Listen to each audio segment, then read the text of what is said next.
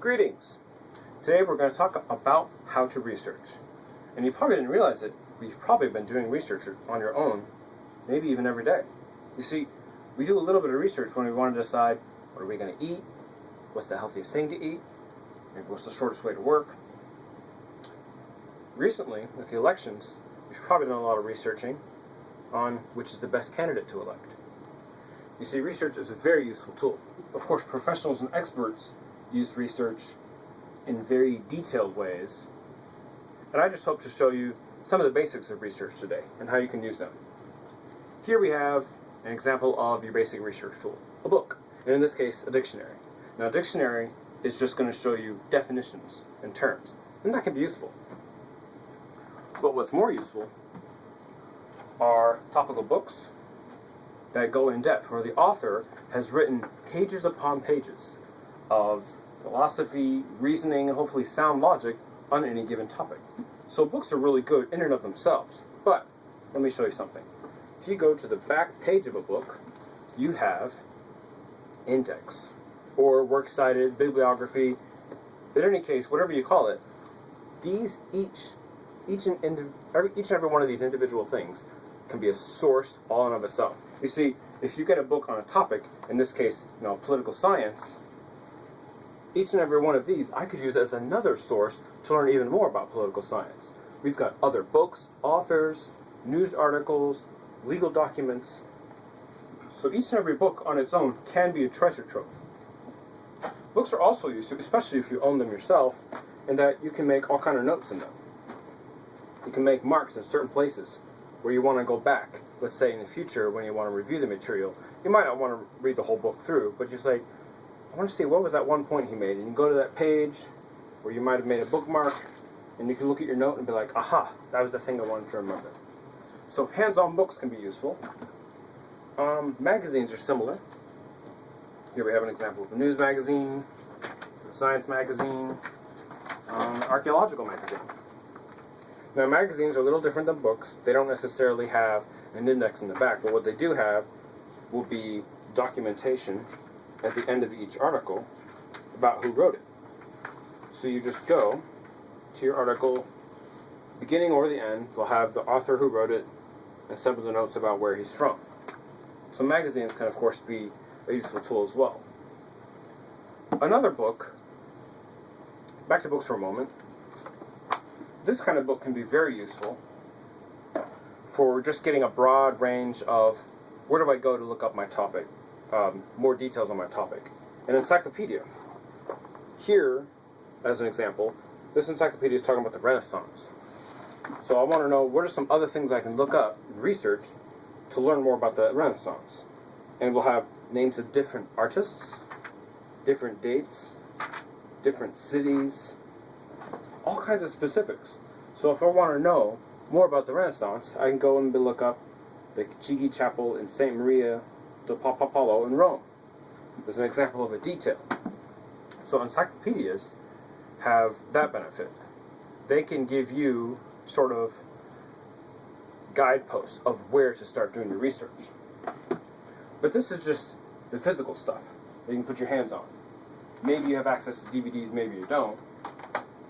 Because as far as research goes, movies might not be all that much of a help, unless they're historical movies, but documentaries, if you can get documentaries, those are very useful. They'll have a lot of information packed into a documentary, and in a way, kind of like an encyclopedia, or the index of a book, that can give you the guide about where else you can look up when you're trying to research your topic. As an example, in a documentary, if they are showing, many different scientists talking about a subject, write down those scientists' names. You can look them up and look up and see what else do they say on your topic. Or if the documentary mentions specific books, there you go. Write down the title of those books. You can go and look them up yourself. But let's talk a little bit now about probably the most easily accessible research tool that you'll have, and that's the internet.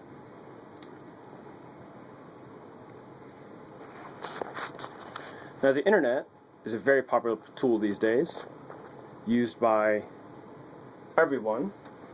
And I just want to help show you on the internet where you can do the best research. I have here the Google main page pulled up. Google, for those who don't know, is a search engine. You type anything into this bar, and you hit enter, and it's going to bring up all kinds of results from all over the world and across the entire internet. Here, I've typed in the word science, and Google has brought up 2 million results. It did it in only half a minute, too. You can give it time there, 51 seconds. So as you can see, 2 million, that's a lot. And of course, you could take a whole lot of time going through each of those results if you want to. And I would certainly encourage you to if you're doing research. But what I want to show you are an example of some of the results you might find. Probably one of the most basic of results that you'll find is just a regular internet page. An example of that would be right here. Since I typed in science, I picked one of the science pages. And this is just a typical science page. You have the header, you've got different search bars you can go to with all kind of different categories. So again, one of the best pages you can find because it takes you to links of all kinds of articles, in this case on science. You could do this on history, you could do this on biography of any historical person, you could do this on any kind of media, anything really. But a good web page like this can be extremely useful because of all the links. Each of these take you either to other pages, sometimes videos, other articles. But for a researcher, this is researcher heaven. Another type of website you can find are forums. Now, not all forums can be useful. Some forums are open to anybody who joins the forum. They can post. What it is each of these individual posts, kind of like texting or commenting on Facebook. People come and post what they think. Now, in this case, this is abovetopsecret.com. These are going to be professionals, scientists, and experts in the field of top secret technology, posting what they know in individual posts. So this type of forum can be very useful because you're getting a bunch of experts, a bunch of professionals putting their expert opinion all together where you can access it. So in this case, the forum can be useful. And it's easy to tell between a good forum and a bad forum. Just start reading. The content will give away how professional is this person, how useful is this information. Another type of web page will be a blog. Blogs are done by individual people, usually, and that's just their knowledge. They might be professionals, they might be amateurs.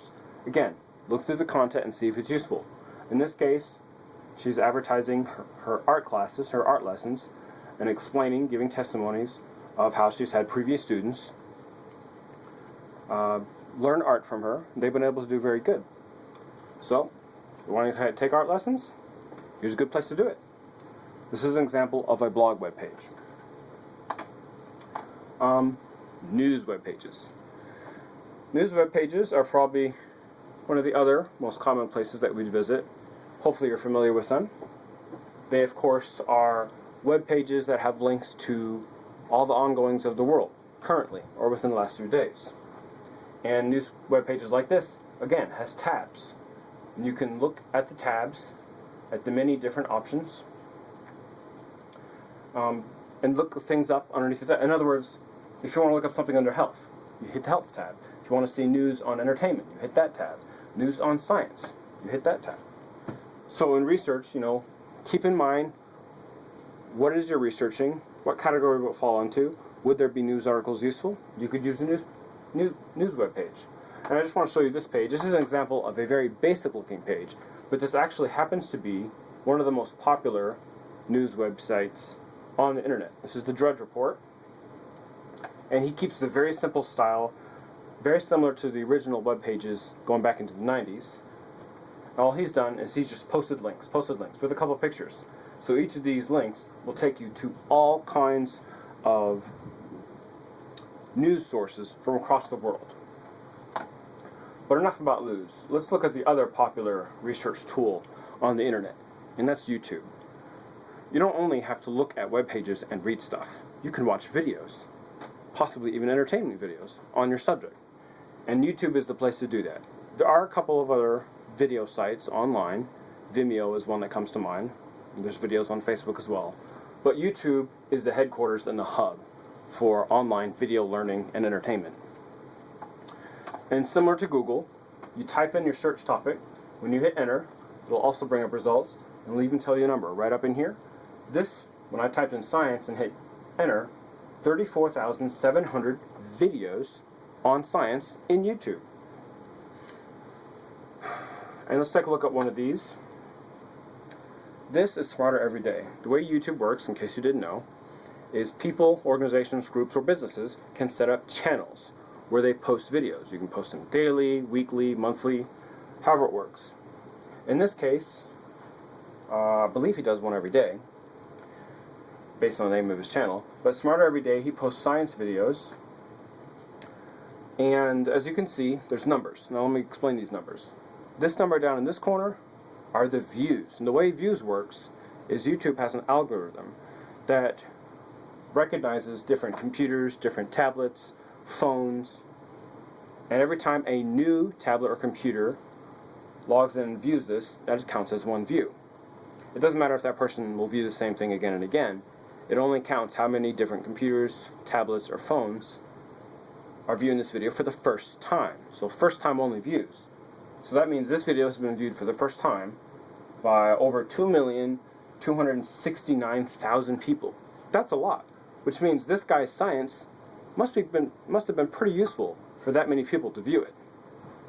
And this is important because some of the topics you're researching, you want to know, has this been useful to other people? Is this, authentic? Is this real? Because there's videos out there that might only have 2 or 3 views. Now, granted, they might be brand new videos, but also they might be videos that either aren't well done or the information isn't all that useful. At any rate, take it for what it's worth. The views, that's what that number means down there. Now, over here, underneath his channel bar, is the number of subscribers. And the way YouTube works with subscribers is people who like the videos a lot, they find it so useful, they want to see more of them. In fact, they want to see every single one he posts. They can subscribe. When you subscribe to YouTube, they will then send you a link every time you post something new on your channel. So again, these are just tools to understanding how the video works, how popular it is, how useful it is. Here's an example of a video that has an insane amount of views. 2,618,472,000 plus views. This happens to be a music video, so unless you're researching music, I don't know if it's all that useful. But just as an example, videos can be extremely popular. That's 2 billion, almost 3 billion.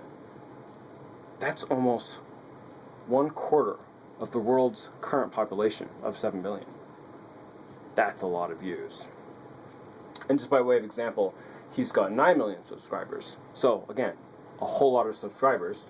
But while we're on that topic, PewDiePie, a very random video maker, is probably, well, as far as I know, he is the most subscribed YouTuber online.